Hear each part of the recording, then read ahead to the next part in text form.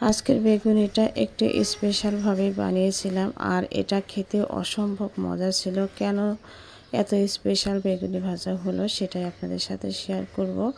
আর এভাবে করে খাবেন, দেখবেন যে একদম মুসমুসে থাকে 2-3 ঘন্টা পর্যন্ত, একদমই নষ্ট হবে না, চুপসে যাবে না। তো চলুন আমরা রেসিপিটা শুরু করি।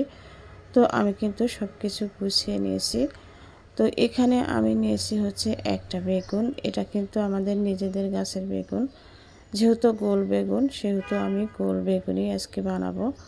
তো চাকু দিয়ে আমি পাতলা পাতলা করে কেটে নিচ্ছি। তো সাইডে একটু পোকা ছিল, সেটা আমি মাঝখান থেকে গর্ত করে ফেলে দিয়েছি। তো পরিষ্কার করে ধুয়ে নেওয়ার পরে এখন আমি কিছুটা লবণ দিয়ে মেখে 10-15 মিনিটের মতো রেস্টে রেখে দিব।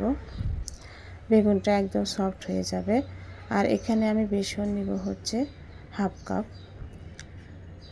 আর নিব আমি এখানে 1/2 কাপ আতপ চালের গুঁড়া।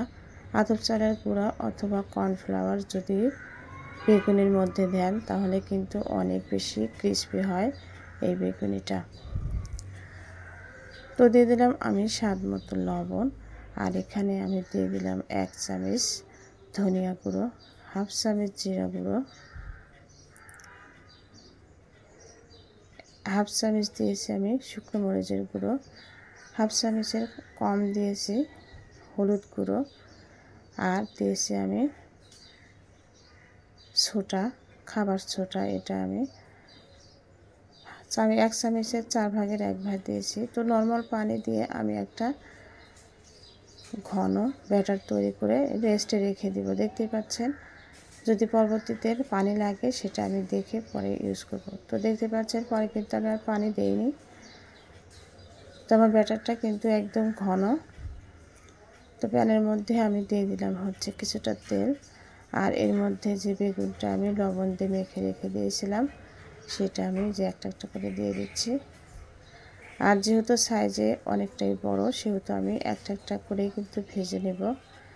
আর যে কোনো জিনিস যখন ভাজতে নেওয়া যায়, করতে নেওয়া যায়, সুন্দর হলে কিন্তু নিজের কাছেই ভালো লাগে। তো খুব দ্রুতই কিন্তু বেগুনিগুলো আমি ভেজে নিচ্ছি। আর গাছের বেগুন যেহেতু একদম নরম, খুব দ্রুতই ভিতরটাও সিদ্ধ হয়ে গেছে। তাই তো লাল লাল করে আমি সবগুলোই কিন্তু ভেজে নিয়েছি। আর সময় স্বল্পতার কারণে আমি বেগুনিটা ভেঙে দেখাইতে পারিনি, যেহেতু ইফতারের সময় হয়ে গেছিলো। তো সব কিছু গুছিয়ে নিতে হবে। তো দেখতে পাচ্ছেন আমি ইফতারে কিন্তু সব কিছু রেডি করে নিয়েছি। আমরা ইফতার করব। এটা ছিল কালকের। ধন্যবাদ সবাইকে এতক্ষণ আমার সাথেই থাকার জন্য। আসসালামু আলাইকুম।